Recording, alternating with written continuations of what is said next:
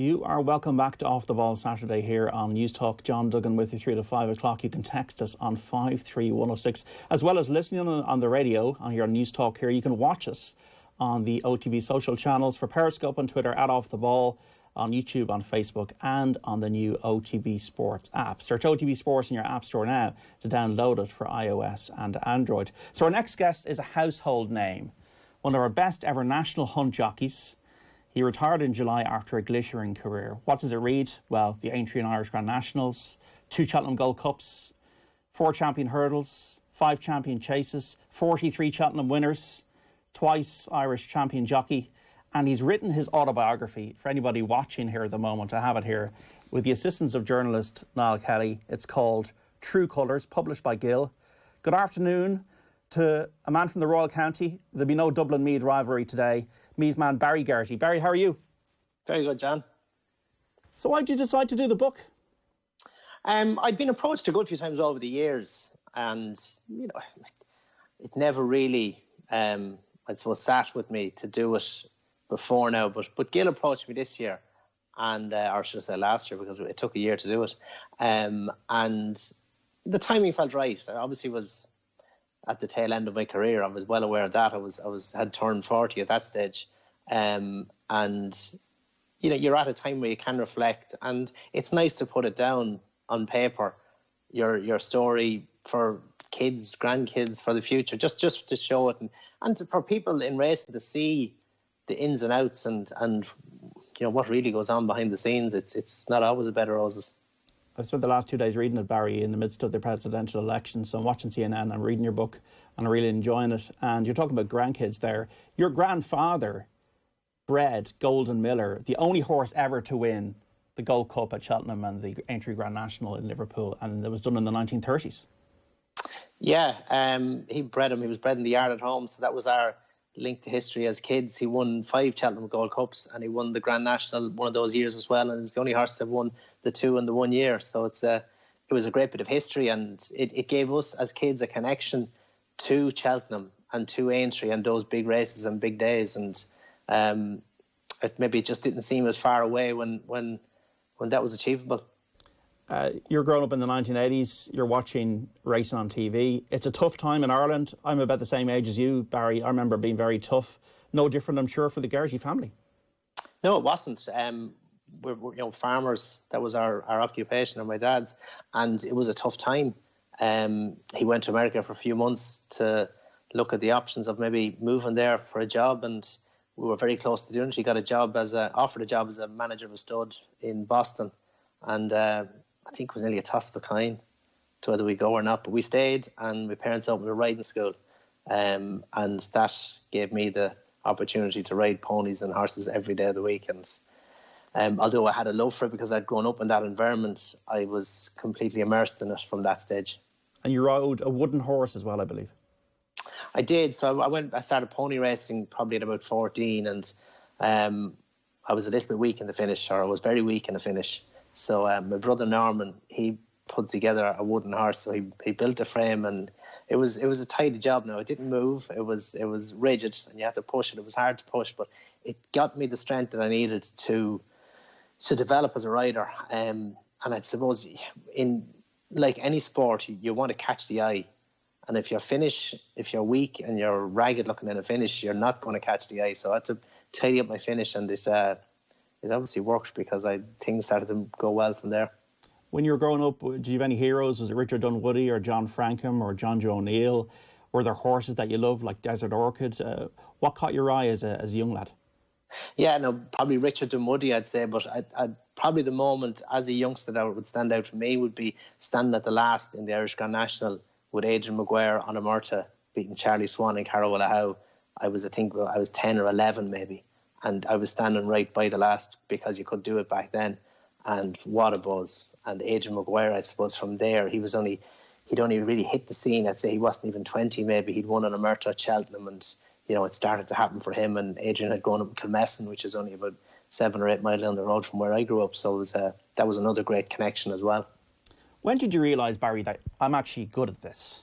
Was it when you went to Noel Meads, working as a rider in the yard there? because in the book you talk about being quite a timid child and a shy person, and then you become, as everybody knows, or when I've interviewed you many times, quite a relaxed chap, a guy who says pressures for tires. How did the transformation come about for you? Yeah, I was timid. I was sensitive. I was small. I started primary school on my 4th birthday in September, so I was the youngest in the class, and I was probably the smallest in the class. I was no good at football, so I didn't excel at anything else, only ponies. And I suppose I got my confidence riding ponies. And you grow in confidence from there, really. But yeah, I was timid, and I became precious for tires. But that was very much part of that change, and I would block out that pressure on those big days, and it was a great strength that I had.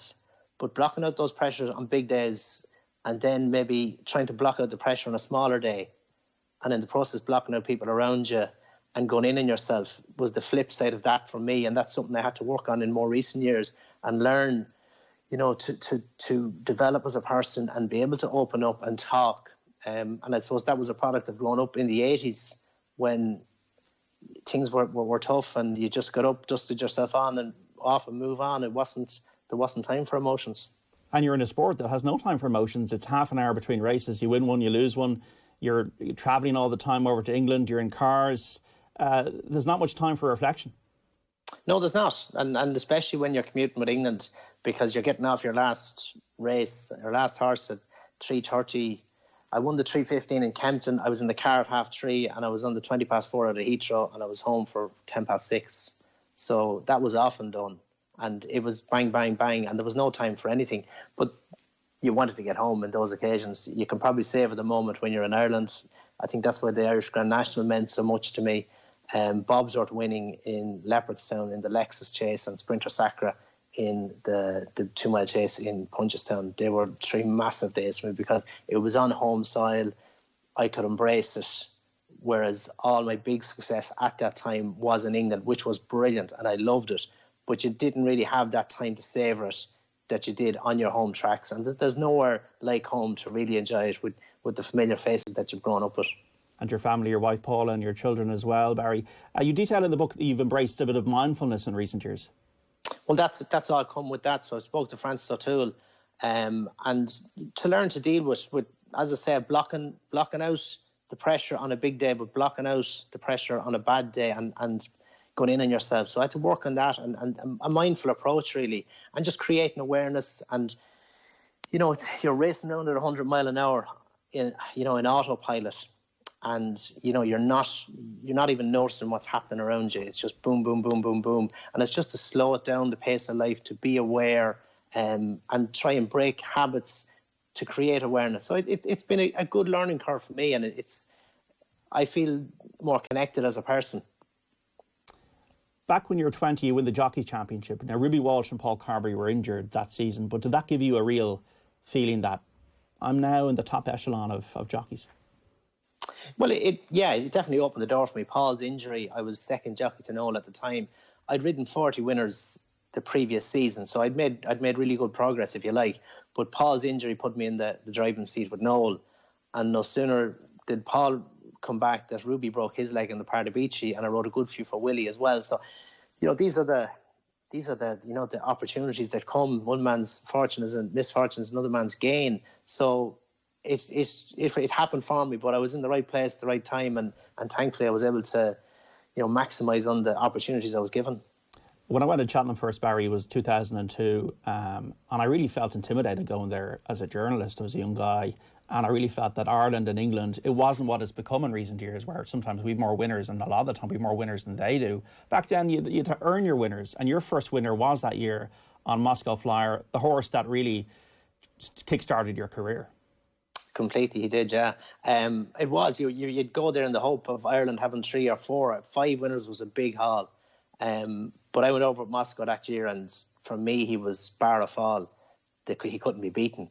And he had fallen on his previous run, which wasn't a bad thing, because that kept his mind sharper. Moscow had a tendency to zone out and lose concentration, but he was better on the back of a fall than he was on the back of a clear round because he paid more attention.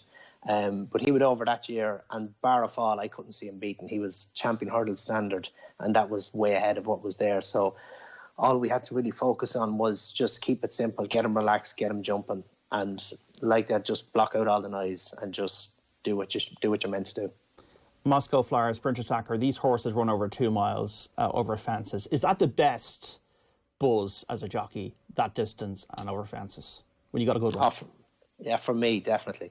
When you have a good one. And I was very fortunate. Sprinter, Moscow. I won Champion Chase on Big Zeb and Finian's Rainbow as well.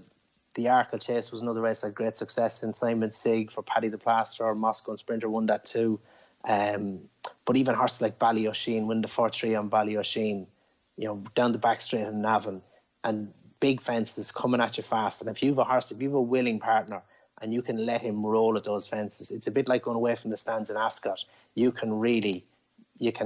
A good horse can excel if you can just let him roll and enjoy himself and ping those fences, because you'll take lengths out of the field, you'll get the rest of them under pressure. There is no better buzz than, for me, ripping down Deafy the Soy as well. The same thing, brilliant over a fence. So the man on the street or the woman on the street looks at a race at Cheltenham, a Moscow Flyer, Sprinter Sacre. What's it like in the saddle? Can you kind of describe what it feels like? Does it feel like you're on a roller coaster? Is it just a rush that you're...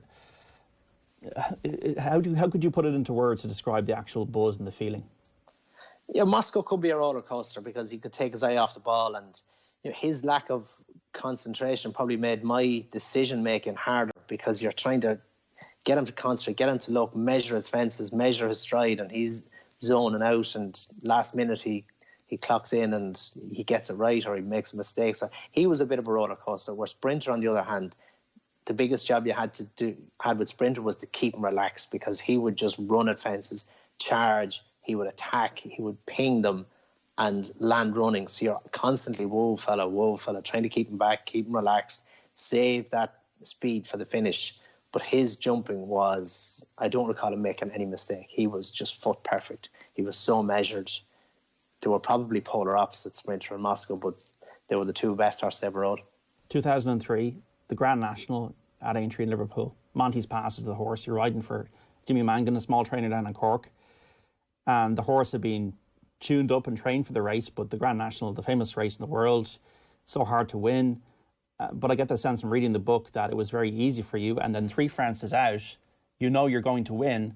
And then for maybe a lot of people, they just look at the Grand National, they think of the commentator, they see the crowd. If you're at a racetrack, it's very noisy. But when you're out there as a jockey in the field, you don't actually hear anything. No, well, at certain stages you do. There's crowds going away from the stands down over Beechers. You hear the crowd, and there's also microphones down there. Speakers, you hear the speaker at the canal turn. So you have the atmosphere. But at the point of the race, for me, was when I jumped to third last. There was no crowds. There's no speaker. You're far enough from the racecourse, from the stands, that you can't hear the commentary. And I'm sitting there with Gunnar Wellborn in front of me. I take a peep behind me. I've nothing but insight. And I'm sitting as quiet as a church mouse, going as easy as you could imagine in a Grand National, 2 fences to jump, and I'm just about to win the biggest race in the world. So it was a pinch yourself moment, but it was a moment I've always savoured and always remembered. It was just, it was surreal. Are there nerves? No, once the flag drops in a race, no matter, I suppose I always coped well with nerves anyway, but you would have a certain level of, anticipation, excitement. You need that to build yourself up for a day. You're going to be revved. You're going to be, without being pumped through the roof, you're going to be in a bit of a zone, and you're concentrating, you're focused. You're going through all the what ifs, what nots, plans. A, B, C, D. There's a million plans, and you're constantly just going through your mind. But as regards nerves, no. Once the flag drops in a race, then it's just boom. You're at work, and that's it. You're completely focused on what you're doing. There's no nerve. You're trying to read the race, watch your opposition, follow the right horse, keep a bit of room. You're measuring strides, you're making decisions, you're judging pace, judging ground, judging position. Your computer is going at 90 miles an hour. So you don't really have a chance for nerves. You're just trying to take it all in, and you're constantly analysing what's going on and where you want to be in the race. So a race like the Grand National is a constant go, and you're working on position. But for that race in particular, I've never had an easier ride around the entry, because I'm going away from the stands with a circuit to go, and I think I've gone second nearly at this stage. And I didn't expect it to happen as easy as it was happening. And it was just, his jumping was so measured, so accurate. I could enjoy it. One of the insights I got from the book, Barry, was that it's almost like you have to be very aware of your timing in a race, because if you go too soon, you waste a horse's energy. If you leave it too late, it's too late. You've got to judge how much energy your horse has for the finish.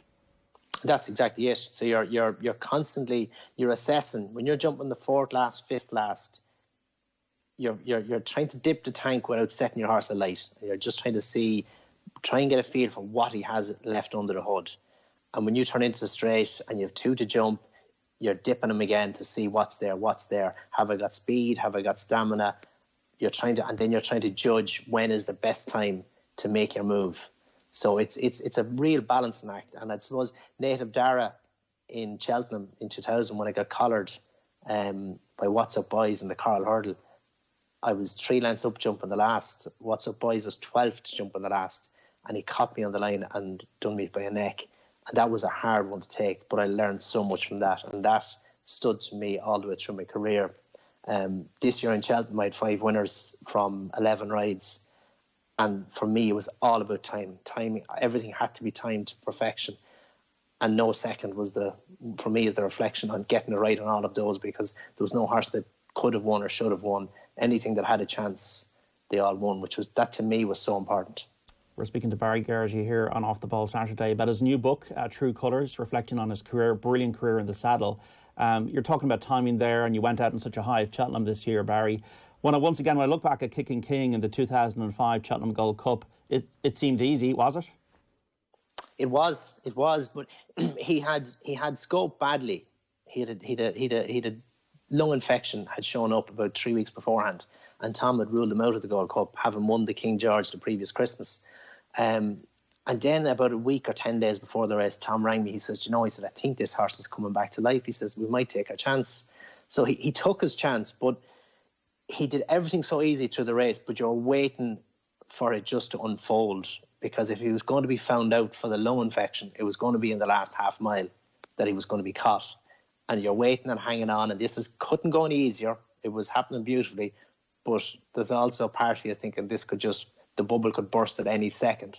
But thankfully it didn't. He ran to the line and he won well. He'd no ill effect from the lung infection, and it was a great performance by the horse. Moscow Flyer, Monty's Pass, Kicking King, top of the world. Then you had a bit of a slump in your career. What could you put that down to, Barry? Was it bad luck? Was it not being retained by a stable? Was it the fact that maybe you were partying too hard? Was it application? What was it? Why did things kind of go wrong for you for a while? I'd been approached by both Tom Taff and Edward O'Grady at different points. And even Paul Nichols offered me a job back in 2002 as well. But back then I had so much quality. I had too much to give up to move to England. And Paul's job had flipped from Joe Tizzer to Timmy back to Joe. And I had a question mark over the security of it, where I had good security, I felt, in what I had. But as the years rolled on and Moscow slipped away in 2006, he was retired, and Kicking King as well was injured and he missed time. And before I knew it, because I hadn't committed to Tom or Edward or Jesse for that matter, they were also using, Robert Power was writing some for Jesse, and Andrew McNamara was writing some for Edward, and Tommy Ryan was writing some for Tom. So before I knew it, my pool was starting to shrink. I was off for 6 weeks with a broken wrist during the summer, and when I came back, the lads were riding a lot of the horses. So where I was in a very strong position with the choice of the three of them, all of a sudden I found myself down on quality, as in down in Moscow and down on Kicking King, especially, and other good horses, and the lads were getting more of the opportunity. So it all just seemed to happen. Timing wasn't great. As regards partying, I suppose I always enjoyed a party along the way. But I don't think I was partying any harder at that point than I was when I was in 2000 riding Victor Boy around Ballinrobe. So it would be easy to blame that, but I was focused and committed. But it just unravelled a little bit for me at that point. Did it create a lot of self-doubt? I wouldn't say self-doubt, but it created a lot of, it was a troubled time, because I was swimming against the tide, and it's hard to turn the tide, really hard. And opportunities were hard to come by, even to ride a reasonable horse, let alone a good horse. But I was just very fortunate then to get the call to ride Punjabi in the 2008 Champion Hurdle for Nicky, and having been jocked off Catch Me of Edward O'Grady's only a week before that, I got the spare ride for Nicky and Punjabi, and that opened the door to 7 Barrows a year later. And Nicky Henderson, an English trainer, you got the job, and the rest is history in a way. It was a bit like that, but I was very fortunate. The timing, you right place, right time, but you need luck, and it was unfortunate for Mick Fitz. He got a bad fall in Aintree, and that ended his career. But I'd been third in the Champion Hurdle on Punjabi, and Punjabi went for the Irish Champion Hurdle in Punchestown, and I rode him there, and he put in a good performance and won, and that left me in the hot seat for the job at Nicky, and it was I couldn't have asked for a better lifeline, because I'd come from being on the deck to being back on really good horses again. And one of those was Bobsworth. He won the 2013 Cheltenham Gold Cup on Bobsworth. This is bizarre, Barry. This is a horse you actually bought when he was a youngster, and then you sold him, and then you end up winning the Gold Cup on him. Yeah, so myself and my brother bought him as a yearling, and we had him for 3 years, and Nicky bought him off us at the Doncaster sales for a syndicate he had. And he was an unassuming horse. He had a lovely pedigree, but he was no way flashy, imposing horse. He was, and his personality really reflected that in latter years on the racecourse. He was very quiet, very timid, and you just poach away on him and he'd come alive. But Nicky bought him for the Not Afraid syndicate, and away he went. He just started winning and winning and winning. He won in Cheltenham, the Albert Bartlett. He came back the following year, he won the RSA, and he came back a year later and he won the Gold Cup, having won the Lexus and so many other great races, the Hennessy, everything along the way. It was a bittersweet Gold Cup. You win the Gold Cup, Barry, and you think that's a great thing, it's a brilliant achievement, but it's pretty much put into perspective by what happened to John Thomas McNamara that week. Yeah, so the evening before that, JT got a fall in the Kimure, and it was only the following morning, the morning of the Gold Cup, that we knew he was in bad shape, but we were waiting and hoping that it wasn't going to be as bad. But no, he'd broken vertebrae in his neck, and we knew what lay ahead for JT and his wife Carolyn and their kids, and it was a tough, what they had to face. And the Gold Cup didn't matter. I met John Frankham that day on the racecourse, and all we were talking about was JT, and it didn't matter what won the Gold Cup. And going out on the race, I thought Bobs was going to struggle on the ground, but it didn't. None of it mattered. And even winning the Gold Cup, as I pulled up, there's a photo of me in the book. I'm just staring into space because there's no joy, and it was a real tough time for JT and his wife Caroline. And JT would subsequently pass away, and Kieran Kelly also passed away in 2003. He won on hard uses at Cheltenham that year, and he's a Kilbeggan, and he has a fall, and he passes away. And he was a pal of yours, Barry. Yeah, no, Kieran was a good friend of mine. We were meant to go to Australia together, and I got injured the day before. I was meant to go, myself, Kieran, Jason McGuire and Paul Hourigan, and the four of us would have been palling round. We'd have been together at the races. We'd have been together at a night out. I'd have stayed with Kieran and Paul Maloney, who he lived with at the time. And no, we were very close. And Kieran got his fall in Kilbeggan, and I was sitting beside him, and he's taken to hospital, and the news isn't good, but you don't realise how bad actually it was until later on that night. And it was 12 days later where Kieran passed away, and it was a desperate time for everyone, because he was a really popular fella, lovely fella, great fun, great rider. He was just one of us, one of the lads, and just to be so cruelly taken away as he was brutal for everyone. Do you have to put it to the back of your mind, Barry, that this is very dangerous, and it could be you? You do. You don't recognise the danger, and it's what you do, and it's what you love, and it is great fun, and it's a great buzz, and it's if football's your thing, that's your thing. If horses are your thing, that's your thing. And horses was my thing and still is. And even for JT and Kieran, it's what they loved, and they loved it and excelled at it. So it's tough, but you just don't recognise the potential for danger. I've had my own fair share of injuries. Even in the last 5 years, I broke both arms, both legs. I broke 8 ribs and a punctured lung. Broken my shoulder blade. So for the last 5 years of my career, I spent 18 months on the sidelines. So, and even that, in the end, I suppose it got me to thinking maybe this is the time to retire. When I was coming back from the last broken leg, I was in an external frame for 14 weeks and I was off for 6 months. But at no point through that did I think of retiring. All I wanted to do was to get back. And then when I got back in October and I got back racing and I won the Tingle Creek on Deafy the Soy and I won the Christmas Hurdle on Epitant, and things are going well. But I'd say through mid-January I started to think, on reflection, for the previous year when I'd broken my leg so badly, that maybe you just don't get to choose the fairy tale ending. That, you know, maybe it was time to call time. Like, I loved it. I enjoyed it. It was brilliant fun all the way to the end, and I wasn't wishing it away. But I just didn't want to take it for granted that I was going to get the fairy tale ending.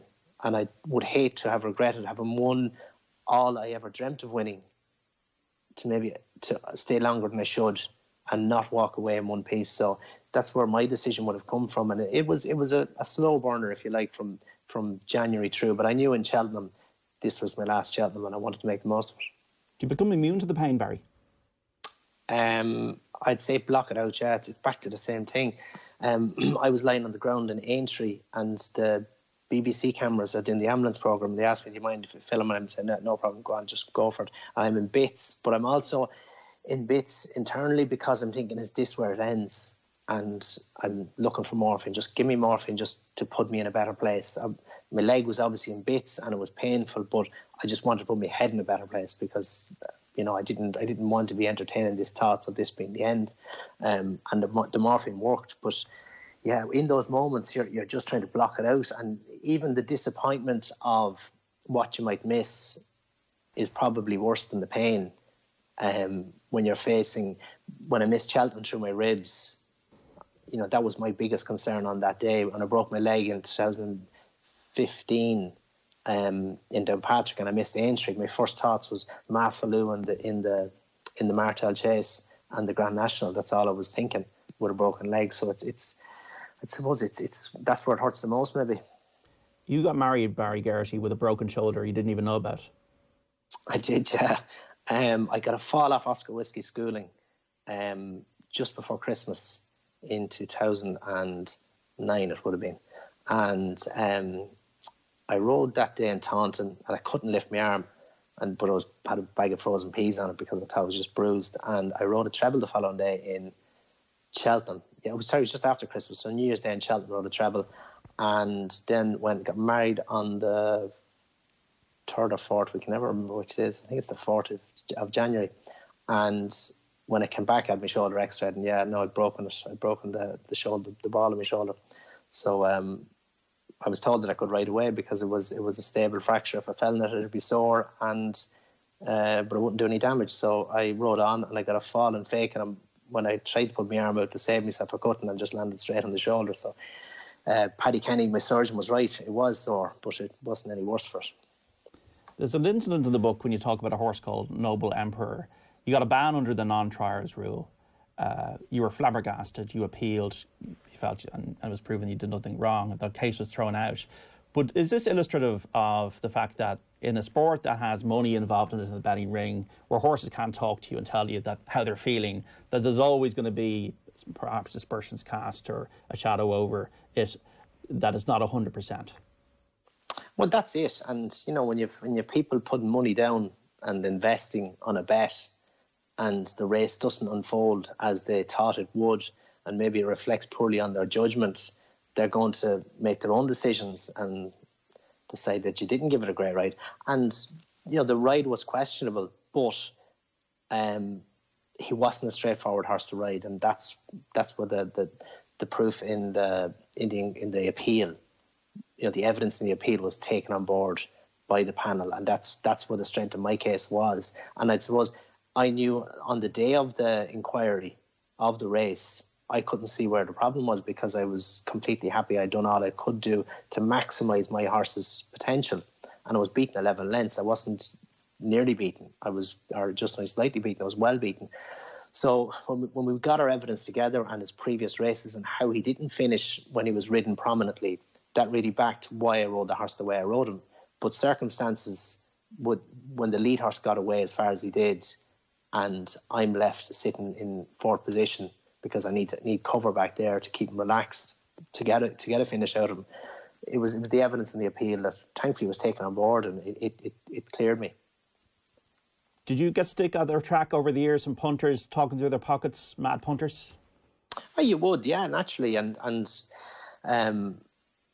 generally though it's it is what it is, and you take it, and you don't dwell on it too much. It's usually lads talking through their pocket, but it's not nice to hear, but it's there, and I suppose people get it now on social media more so, and I would have got some over the years, but it's not something that I would have ever taken on board much, really, because unless it's coming from a qualified opinion, to me, I wouldn't acknowledge it, and you might even laugh at what some lads could say as regards what you should have done or shouldn't have done. In recent years, Barry, you rode in the silks of J.B. McManus, a famous owner, Limerick businessman, green and gold colours. I get the sense from reading the book that he's a very generous man, but he's also a tough businessman, and you had a difficult cup of tea with him one day at Punchestown. Yeah, so we had a great run for the first couple of years of the job. Everything was going brilliantly, but no, he asked me to call up to the box before racing on the Thursday in Punchestown in 2018, and he said that some trainers weren't happy with how I was riding, and that he wouldn't have a first jockey next year. So it was a serious body blow for me to take, and I was shocked and surprised and didn't see it coming. But he gave me the opportunity to prove myself, and he said to me on the day, he said, prove them wrong. But he gave me that opportunity on Ballyosheen a few weeks later, and I ripped around Killarney on him, and I think that was maybe the start of turning the tide again for me. But no, we'd far more good days than bad days, and it was a wobble along the way, but I had 5 winners for JP in Cheltenham, and I was very grateful for the book of rides I had going into Cheltenham. So a wobble along the way, but we came out the right side. Absolutely, especially this year with Epperton and the champion hurdle. Cheltenham must have been very strange this year with the whole COVID thing. Well, it was, but it was all Cheltenham was caught in the eye of the storm, really, and it was all really evolving at that point. There was no advice from, be it the English government or Irish government, that we shouldn't travel as professionals, or punters shouldn't travel. So everyone was there in the hope that the week would go ahead. And on Wednesday before racing, I was in the Wareham, and Leo Varadkar was on the TV on some of the English channels, obviously announcing that Ireland was going into lockdown. And it was all happening. It was all kicking off then. We were aware, what was coming, and I knew Aintree was probably in doubt as well. So we knew every chance that by the end of the week it could be behind closed doors, but there was no advice from any government to say anything, only continue on. So racing people were delighted to have Cheltenham and to go ahead with it, and as we knew, Aintree was lost in Punchestown and Fairhill. Do you think then, Barry, that Cheltenham was a scapegoat for people's fear at the time, natural fear, but it became a bit of a lightning rod? Yeah, and I'm sure it had some impact as regards the COVID infection coming back, but it was used as a bit of a rod, I think. And as I say, if the government had advised people not to travel and people did travel, well, then there was grounds to, accuse racing people of neglecting the rest of the country. But that wasn't the case. We were all working as we were told to work, or, there was no problem. So I think racing may have been a little bit of a scapegoat at the time, but, it's been a rough ride since then for everyone. And a very close community. Racing employs a lot of people in the country. We Pat Cash Healy on the show last year, talking about some very famous photographs he took. I remember one at Listow when everybody was bunched up and everybody was falling. I'm sure mad things have happened on the course over the last 20 years. For Barry, you've been across the length and breadth of Ireland and the UK. Can any mad moments stand out for you? I'd suppose that the one was probably when I fell through the last in the 2004 King George and Kicking King, and he scrambled to his feet and we're galloping on towards the line, and next thing this red thing dashes across in front of me, and it turns out it's some lad doing a streak, if you like, dressed as Santa Claus. So he was playing chicken with me and Kicking King, and he was going to come off the worst, so he was lucky he got under the rail at time. Absolutely, yeah. Yourself, Ruby Walsh, Barry, Paul Carberry, I get the sense once again that once you're out on the track, you'll kill each other, but once the race is over, you look out for each other. Yeah, I wouldn't say kill each other. There is a point in the race where I know not to ask Ruby or Paul, and they know not to ask me. But through the race, if you could say the first 3 quarters, if you're in a 2 mile race, the first mile and a half of the race, Ruby, Paul, whoever it be, Davy Russell, any of the lads, we all work together And bit of room, no problem. Give a lad a bit of room, because you have to look after him or her, because they're going to be the ones looking after you the next day. So you have to play fair. But once you get into that last half mile area of a race, then it's that bit of room has the potential to open the door for him to win it and then the process beat you. So no, it's not an option. But we also know not to ask at that point, and you don't expect, and it's not given. So it's a fair fight. But there is a point when it becomes looking out for each other completely to, right, I have to look after my own interest here. But and that was shown as in the book when Paul and Ruby in Fairyhouse in 2002 at Easter, when I got a fall on off Be My Royal, fell at the ditch on the far side in Fairyhouse, and I was knocked out. I didn't know where I was, came back into the Wareham, and procedure wasn't as good then to detect a concussion. So I'm sitting there and I remember it, and I didn't know where I was at the time, and I'm talking absolute tripe to the two boys, and the two of them said to me the same thing. They said, sit down, shut up and stop talking shite, because I was going to get stood down, and I would have been safer to myself if I was stood down, but fair play to the boys. We were all travelling to Aintree that night on the same flight, and I was riding Florida Pearl for Willie, and both Ruby and Paul had ridden Florida Pearl before that, and this was my first day riding them. So if I was stood down, one of the boys were going to get the call. Neither had a ride in the race, but they looked out for me, and it was probably as good a testament as you could find of how it was, and I'm sure how it still is among there's serious honour among thieves. Well put. You've been the guys who've been very articulate. You've put Ireland on the map with all these big race wins, yourself, Ruby, Paul. Who are the next generation of jumps jockeys that are going to be, say, the Barry Geraghty's of the next 10 to 15 years? There's no shortage of it. Paul Townend is brilliant, great rider. Brian Cooper, who's getting his chance again as well, flying, another brilliant rider. Jack Kennedy. There's great talent. In England, then you have Harry Cobden is an excellent rider. But the senior lads, Dickie Johnson still flying, Aidan Coleman's a good rider. Young John O'Neill, I'm a big fan of. I think he's deadly.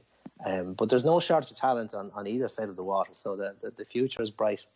And the future for maybe a horse that you could recommend to our listeners and our viewers to follow this season, Barry? There's plenty of good ones. Epitant is the obvious one. She's going to take a lot of beating in the Champion Hurdle, and she'll take a lot of beating wherever she goes. But I think a horse who I will miss, and it's more than just a family connection, but Sprinter Sacra's younger brother, Flinter Sacra, I think he's a big, big future, and he'll be a name you'll hear an awful lot more of. Is he the same breeding or different breeding? Or He is, no, he's a brother of Sprinters. I won a bumper on him in Kempton last spring, having been second in Newbury to a horse called Your Darling, who'd be worth keeping an eye on as well, with Ben Paulings. But Flinter Sacra, JP owns him, Nicky trains him, and he's gorgeous. You heard it here first, Flinter Sacra. So has it been a brilliant few months in terms of the fact you can eat what you want now, Barry? You don't have to worry about your weight, and you can spend time with your family. Has life already changed since July? Oh, for sure. But the decision was, I'd made the decision long before that. And, lockdown probably in my case was a good thing, because I could, after Cheltenham, I could step away and I didn't have to watch racing. And I knew I was finished. And even 3 weeks after Cheltenham, I was questioning whether it was the right decision. But 2 weeks later again, I knew it was. And that was a good time just to be able to, sit with it and take it on and feel what was best. And it's been, it's been a great change of pace, really. And when you're going around, pumped with adrenaline, like a coiled spring for 24 years, it's nice to be able to steady the ship and, enjoy your time at home, enjoy the kids, and work on other interests. And as I say, I loved racing, and I do love racing, but I loved riding all the way to the end. And, I could have continued if I wanted, but it just felt like the right time. And it's good to step away and have plenty to look forward to and enjoy. And what's the next career chapter going to be when you take a break and when you come back after the break? Is it going to be training? Are you going to remain in the sport, I presume? Oh, definitely. I've always kept a few youngsters. I mentioned I had Bobsworth as a youngster and sold him on, and I enjoy that, nurturing young talents. And I've had a good few horses. We had Brain Power as a youngster as well, and other nice horses. So I enjoy that, young pointers and selling them on, and that really interests me and always has done. So I'll continue with that. I think I've always worked well with the media, do a bit of work with at the races now, on their website. I'm working with Fairyhouse just locally promoting their winter festival in a few weeks' time. So I enjoy that. I write a bit of work for Gordon Elliott on some of his nice horses too. I had a sit in Esport Allen during the week. So, or Envoy Allen, should I say, during the week. How did he feel? He's unreal. He is smooth as Gold Cup horse, champion chaser. You could go either way with him. He's Rolls Royce. Rolls Royce. There you go. That's some advice. I don't think Meath will be Dublin in the championship. I'm not certain of that, Barry, but I am certain that this is an excellent read. True Colours, your autobiography about your career. Where can you get the book? Obviously, because bookshops are closed. Yeah, well, some bookshops are open. Actually, okay. Our own local bookshop, we're doing Forever Amber. So I'm doing signed copies there. So you can pre-order a signed copy or dedicated for Forever Amber in Rathholt. But no, all Easton's or any bookshop that's open, or you'll get it online. So it's available in good bookshops and bad ones, I'm sure. Well, Barry, we wish you every success in the future. And we pay tribute to you for giving us plenty of enjoyment down through the years across the racetracks of Ireland and England and at the big festivals. We wish you every success, and thanks for speaking to us this afternoon on Off the Ball Saturday here on News Talk. Cheers, John. Thank you. Back after this.